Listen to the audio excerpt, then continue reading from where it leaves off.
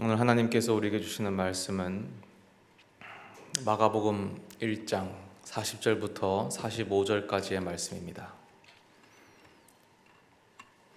마가복음 1장 40절부터 45절까지의 말씀입니다.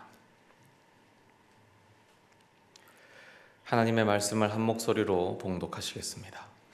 한 나병 환자가 예수께 와서 꿇어 엎드려 간구하여 이르되 원하시면 저를 깨끗하게 하실 수 있나이다. 예수께서 불쌍히 여기사 손을 내밀어 그에게 대시며 이르시되 내가 원하노니 깨끗함을 받으라 하시니 곧 나병이 그 사람에게서 떠나가고 깨끗하여진지라. 곧 보내시며 엄히 경고하사 이르시되 삼가 아무에게 아무 말도 하지 말고 가서 내 몸을 제사장에게 보이고 내가 깨끗하게 되었으니 모세가 명한 것을 드려 그들에게 입증하라 하셨더라. 그러나 그 사람이 나가서 이 일을 많이 전파하여 널리 퍼지게 하니 그러므로 예수께서 다시는 드러나게 동네에 들어가지 못하시고 오직 바깥 한적한 곳에 계셨으나 사방에서 사람들이 그에게로 나아오더라. 아멘.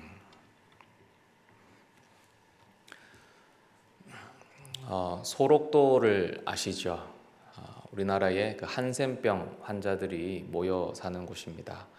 일제 강점기에 우리 한센병 환자들은 거기에 모여 살아야만 했습니다. 혹시 거기 가보신 분 계십니까? 저는 대학생 때 거기에 한번 가봤습니다. 무슨 봉사활동이나 종교적인 그런 거창한 이유는 아니었고 그냥 제가 아는 동생이 그 소록도 앞에 살았습니다.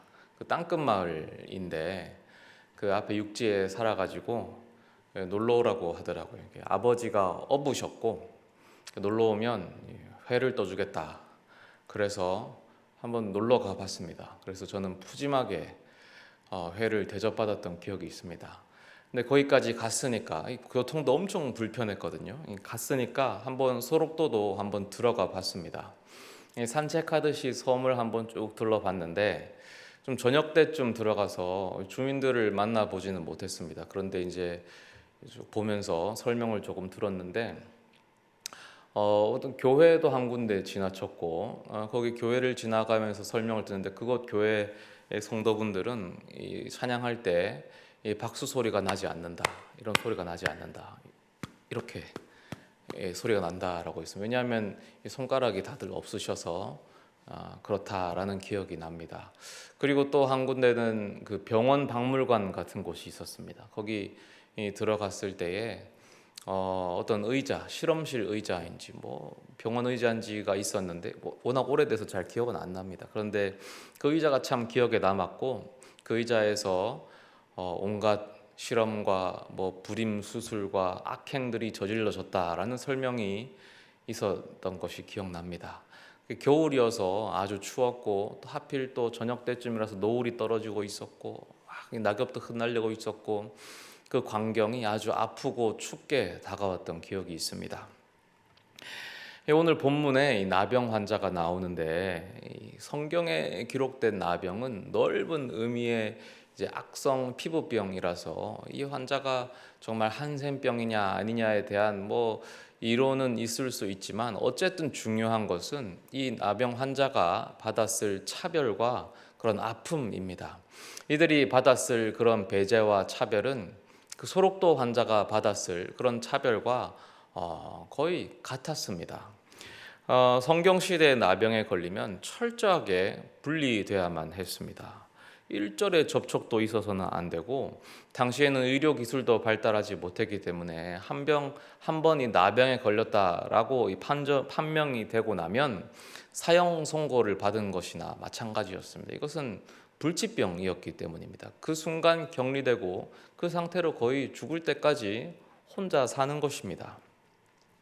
구약 성경에 보면 특히 이 나병이 하나님의 분노와 저주의 결과였다라는 그런 여러 가지 예시들이 소개됩니다. 먼저 민수기 12장에 보면 미리암과 아론이 이 모세와 대적하는 장면이 나오는데 그때 하나님께서 모세의 편을 들어주시면서 이 미리암에게 나병을 내리시죠. 이 본문을 한번 같이 읽어보시겠습니까? 시작.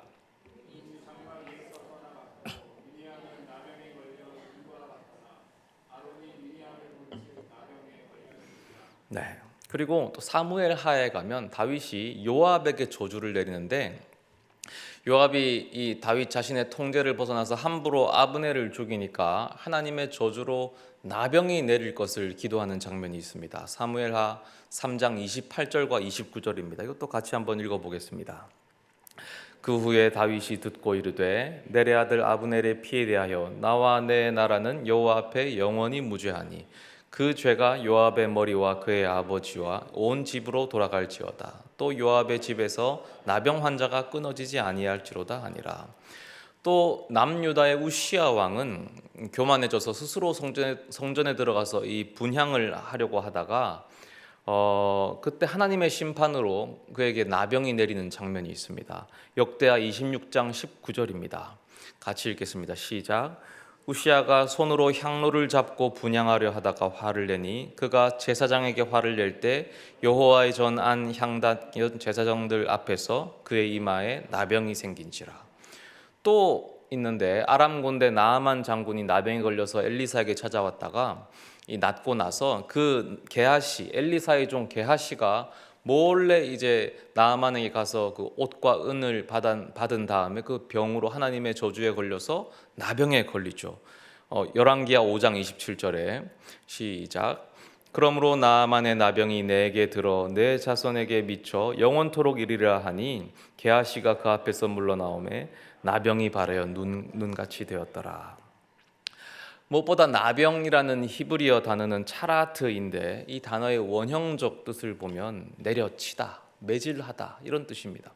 그러니까 이 단어 자체에 이미 하나님께서 벌하셨다라는 그 의미가 내포되어 있습니다. 그러니까 이 예수님 시대에 이스라엘 백성들이 나병 환자를 어떻게 바라보고 어떻게 대우했겠습니까? 이러한 성경적 배경에 의해서 나병 환자는 저주 그 자체였고 죄 그 자체였습니다. 여호와 하나님으로부터 버림받은 사람이었고 결코 구원받을 수 없는 사람이었습니다. 오늘 본문의 그 나병 환자가 예수님께 다가온 것입니다. 그 누구도 손 내밀어 주지 않는 존재이고 심지어 하나님마저도 포기한 존재, 그가 예수님께 용기 내어서 다가왔습니다. 그의 처절한 현실이 그의 첫 마디에 다 녹아 들어가 있습니다. 주님, 원하시면 저를 깨끗게 하실 수 있나이다. 여기까지 와놓고도 과연 예수님이 나의 깨끗해짐을 원하실까 하는 두려움이 그 안에 숨어 있는 것입니다. 나병 환자는 예수님이 정말로 필요했습니다. 이 나병 환자가 고통스러운 것은 그의 존재 자체가 부정당하기 때문이죠. 율법에 의해서 부정당하는데, 율법이 제가 지난번에도 말씀드린 것 같지만 약한 법이 아닙니다. 율법은 선한 법이고 하나님께서 제정해 주신 법입니다. 우리가 흔히 율법을 무슨 행위 구원이다 라고 생각하고 십자가가 그것을 깨뜨렸다 생각하지만 그렇지 않습니다. 구약의 유대인들이 율법을 통해 구원받는다라고 믿지 않았습니다. 그들이 행위 구원론자가 아닙니다. 율법이 언제 주어졌습니까? 그들이 출애굽에 의해 구원받고 나서 주어진 것입니다. 출애굽 구원, 은혜 구원이 있고 나서 하나님이 율법을 주십니다. 압도적인 은혜, 우선적인 은혜, 하나님께서 그저 무값으로 그냥 베푸신 은혜, 출애굽 구원 이후에 그 다음에 율법을 주십니다. 하나님 백성 삼으신 이후에 하나님 백성으로 살아갈 그 방법을 제시해 주신 것이 율법입니다. 그러니까 율법을 지킴으로 구원받는 것이 아니고 이미 구원받은 이후에 율법을 지켜나가는 것입니다. 그런데 은혜로 하나님의 백성이 되었는데 나병에 걸린 것입니다. 율법을 펼쳐보니까 나병 환자는 더 이상 하나님 백성 공동체에 들어갈 수 없는 것이지요. 끊어져야 되고 배제돼야 되는 것입니다. 예배도 드릴 수가 없고 버림받은 존재, 저주받은 존재인 것이죠. 우리도 마찬가지인 것입니다. 우리도 하나님의 백성이죠.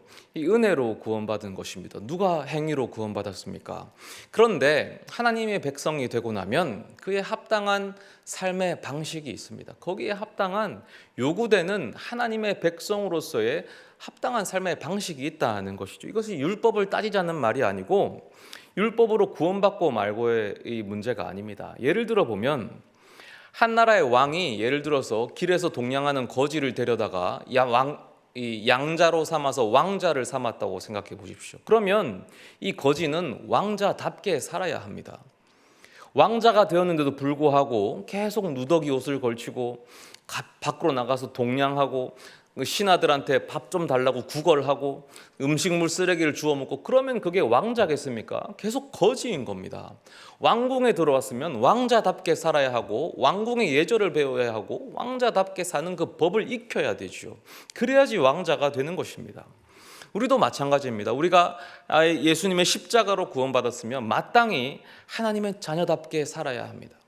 십자가의 삶을 살아내야죠. 빛과 소금의 삶을 살아내야 하는 것입니다. 그런데 못하지 않습니까? 못하면 어떻게 되죠? 회개하면 되는 것입니까?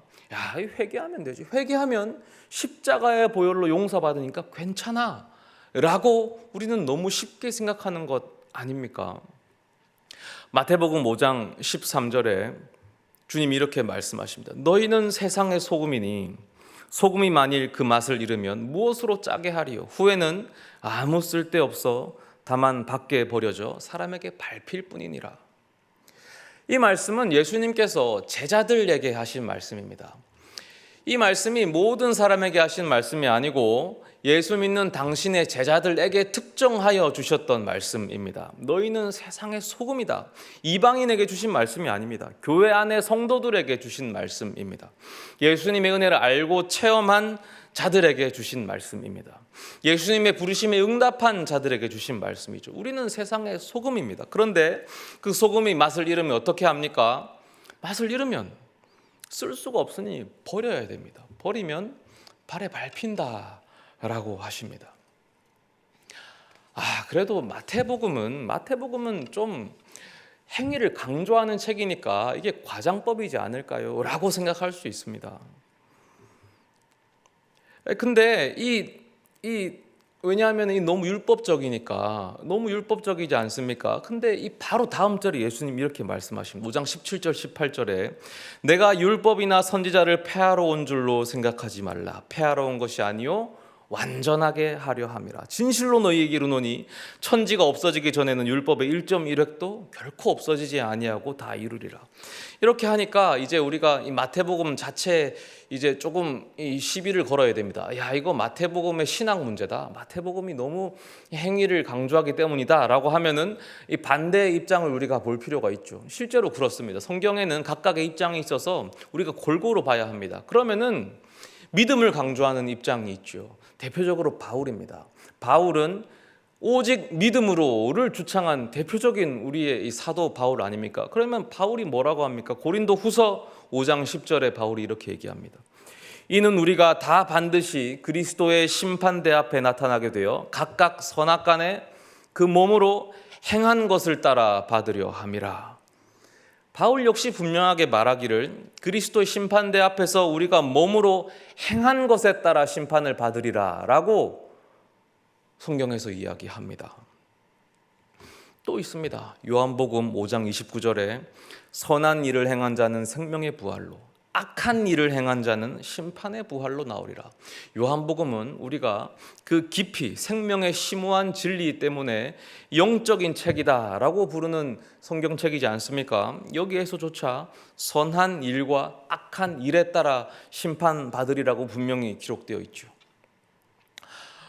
여기에 대해서 계속해서 해석을 더하고 빼서 죄에 대해서 무뎌지면 안 됩니다. 변명의 여지가 없습니다.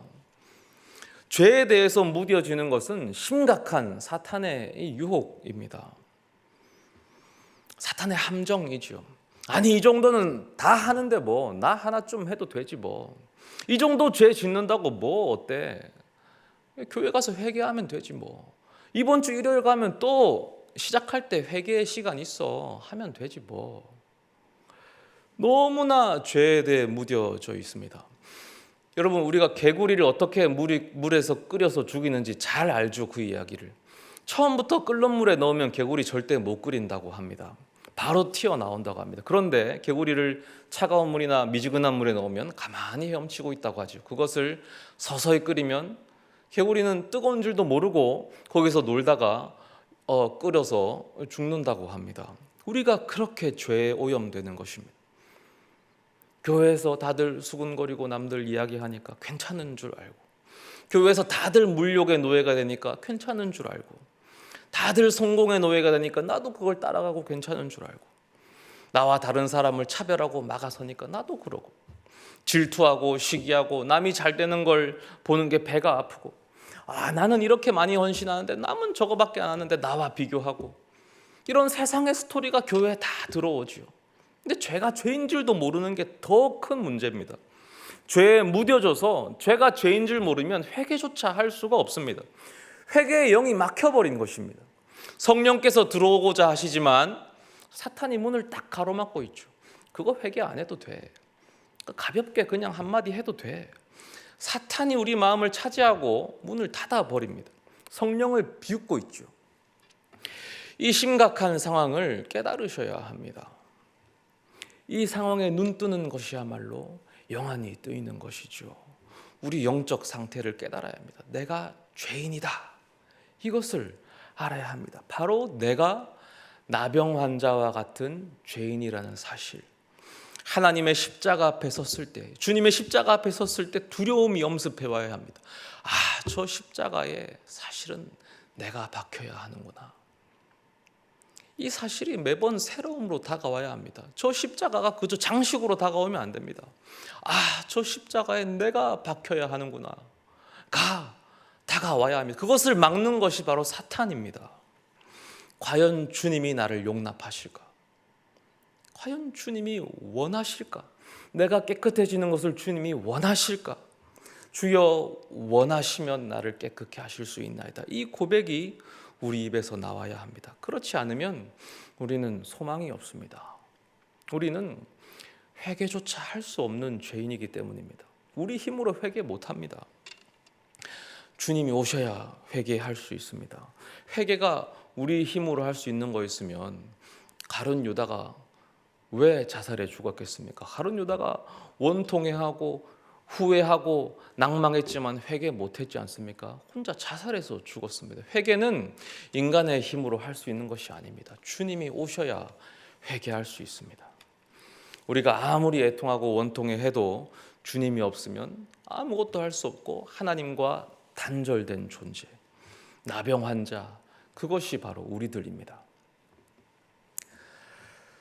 오늘 성경에 예수님은 나병 환자를 깨끗게 하셨죠. 깨끗게 하실 뿐만 아니라 거침없이 만지셨습니다. 41절에 예수께서 불쌍히 여기사 손을 내밀어 그에게 대시며 이르시되 내가 원하노니 깨끗함을 받으라 하시니, 예수님의 치유 행위에 대해서 아마 다들 잘 아실 것입니다. 예수님은 그저 고치시는 것, 그저 깨끗하게 하시는 것으로 그치지 않으시고 두 가지를 더 하셨는데, 내가 원한다라는 말을 덧붙이셨고, 그리고 손을 내밀어서 나병 환자를 만지셨습니다.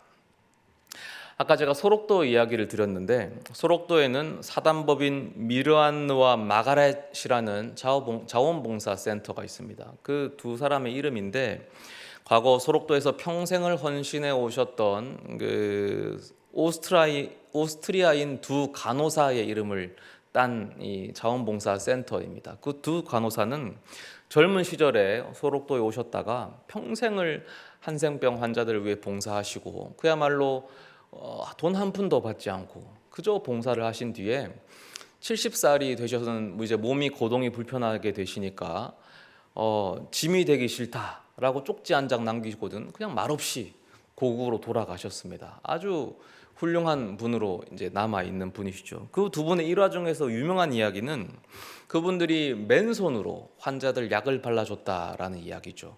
장갑을 끼고 바르다가 이 상처가 부분 잘 안 발라지니까 장갑을 다 벗어버리고 몸을 아주 정성스럽게 환부 부위를 꼼꼼하게 만지시면서 다 발라주셨다라는 이야기가 있습니다. 그래서 소록도 환자들이 다 마음을 열고 그분을 존경하고 사랑할 수밖에 없었다라는 이야기가 다큐멘터리로도 있고 아주 유명합니다.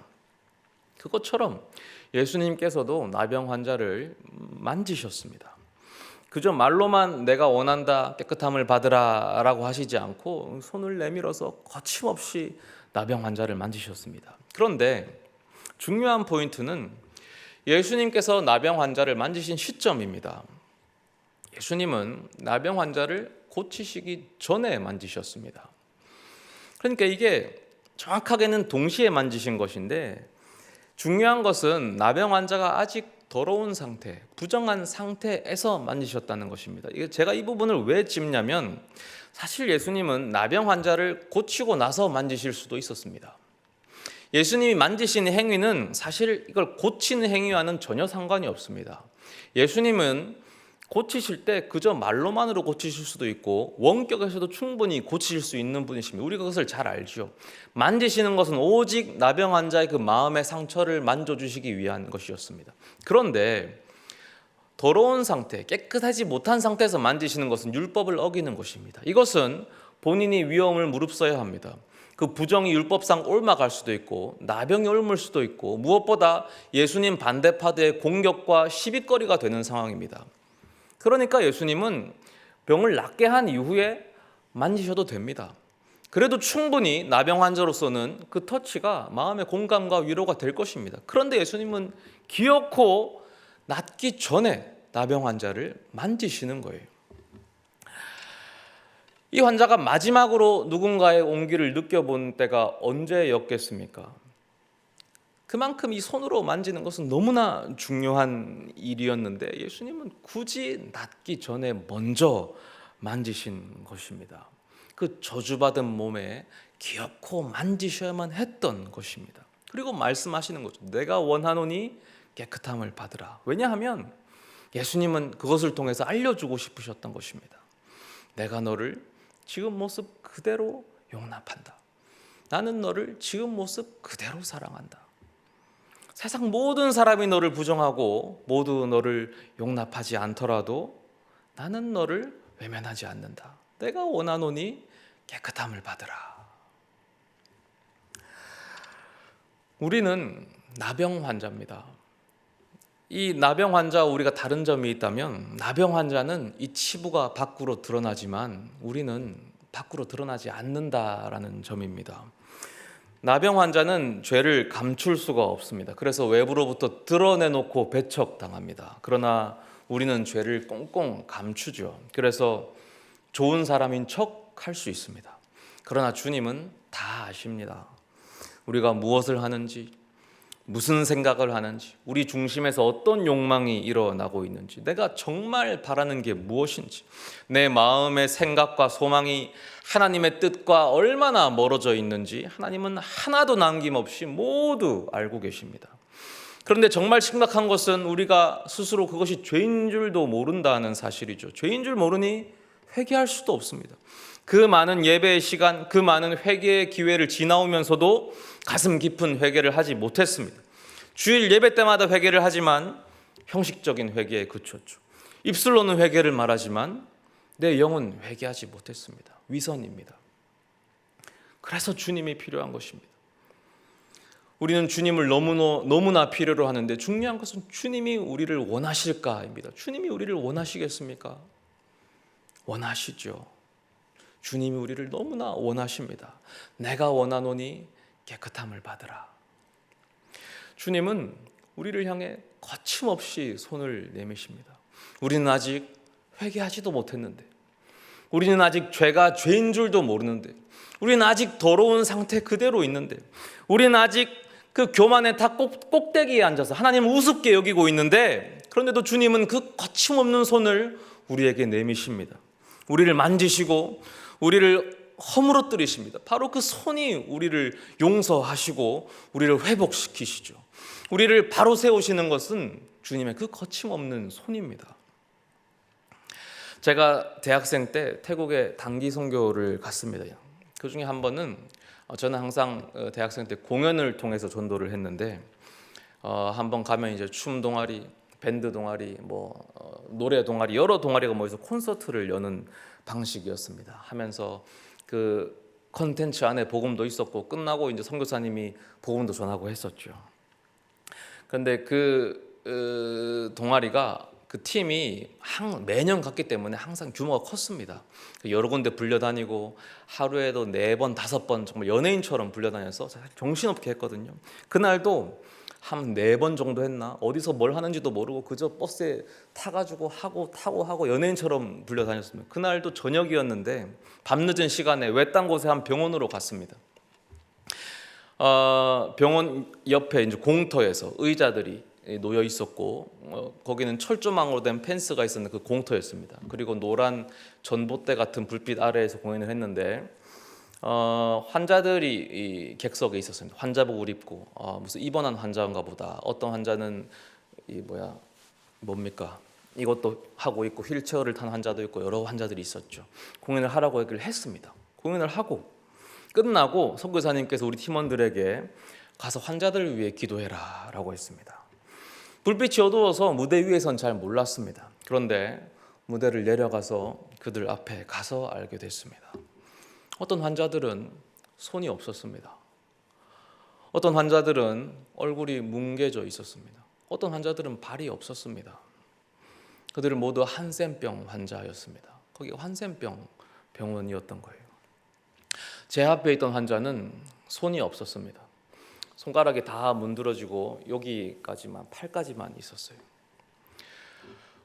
가슴 속에 뭔가 뜨거운 것이 확 올라왔습니다. 예수님의 마음이었습니다. 예수님이 이 생명을 얼마나 사랑하는지 뜨겁게 느껴졌습니다. 저는 망설일 틈도 없었습니다. 그 사랑에 압도되었기 때문입니다. 무릎을 꿇고 그 있지도 않은 손을 붙잡고 낚아채듯이 붙잡고 기도했습니다. 거칠더라고요. 그 거친 느낌이, 그 거칠고 메마른 느낌이 마치 그 생명의 그 상태처럼 느껴져서 더 눈물이 쏟아졌습니다. 제가 그 손을 붙잡고 엉엉 울면서 기도했는데 그것은 저뿐만이 아니었습니다. 그때 그 수십 명의 철부지 같은 대학생들이 전부 무릎을 꿇고 끌어안고 그 환자들을 붙잡고 기도했습니다. 그때까지 멍하니 있던 태국의 환자들이 처음에는 막 피했거든요. 자기들이 더 놀래죠.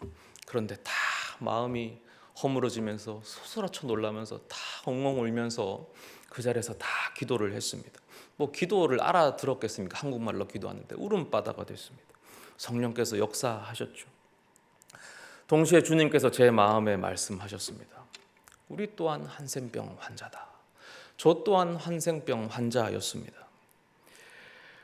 죄로 인해서 팔이 문드러지고 얼굴이 문드러지고 다리가 문드러진 환자였습니다. 그런데 주님께서 저를 너무나 사랑하셔서 저를 향해서 덮쳐 들어오신 것이었습니다. 흉물스러운 저를 만지시고 거침없이 끌어안으셨습니다. 오늘 이 자리에 모인 우리 모두가 나병 환자입니다. 우리의 영적 상태를 형상화한다면 어떤 모습이겠습니까? 누군가는 손가락이 다 잘린 모습일 겁니다. 손으로 죄를 지었기 때문입니다. 누군가는 눈이 썩어 들어간 모습일 것입니다. 그 눈이 죄를 향해 쫓아갔기 때문일 것입니다. 누군가는 입이 문드러졌을 것입니다. 입으로 거짓을 말하고 남을 비방했기 때문입니다. 누군가는 귀가 떨어져 나갔을 것입니다. 헛된 소리 쫓기를 즐겼을 것이기 때문입니다. 누군가는 발이 잘렸을 것입니다. 그 발이 주님의 행적을 쫓지 않았기 때문입니다. 우리는 모두 나병 환자, 추악한 존재입니다. 그러나 그런 우리 앞에 주님이 와서 꿇어 앉으십니다. 엎드려 우십니다. 우리를 붙잡으시고 그 거침없는 손이 우리의 아픈 환부를 끌어 안으십니다. 만지고 쓰다듬고 한순간의 망설임도 없이 우리를 안으시고 만지시며 말씀하십니다. 내가 원하노니 깨끗함을 받으라. 우리를 너무 사랑하시기 때문입니다. 주님은 우리의 더러운 모습 그대로 사랑하십니다.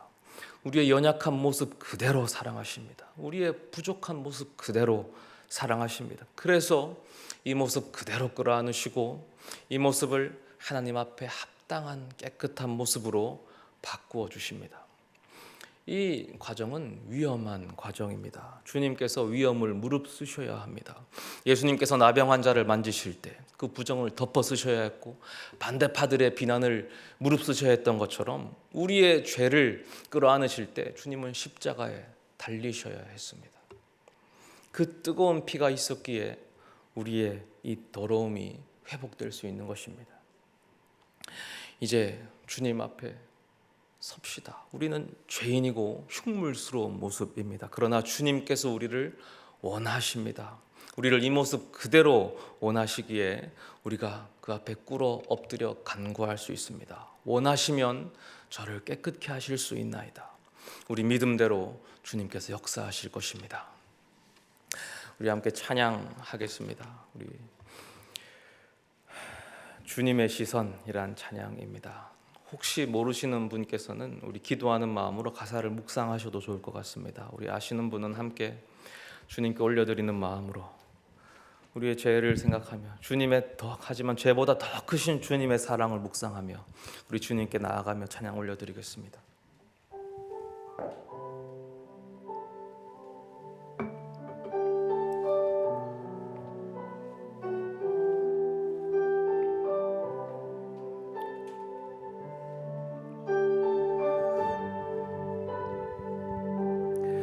흐르는 시간이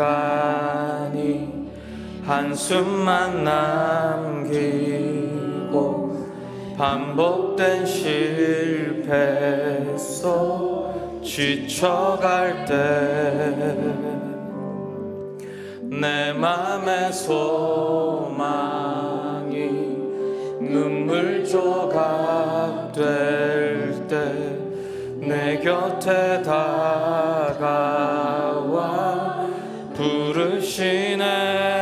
주님의 시선, 주님의 시선,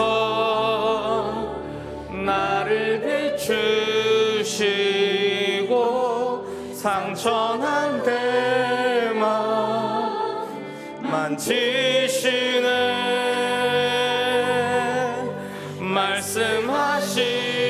말씀하시고 회복해 하시네. 주의 사랑이 다시 살게 하시네. 흐르는 시간이 한숨만 남기고 반복된 실패 속 지쳐갈 때 내 맘의 소망이 눈물 조각 될 때 내 곁에 다가와 부르시네. 주님의 시선, 나를 비추시고 상처난 내 맘 만지시네.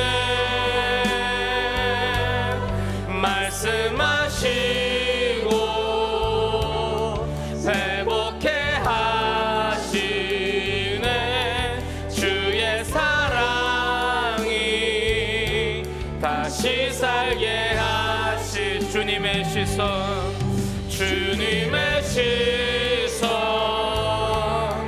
나를 비추시고 상처난 내 맘 만지시네.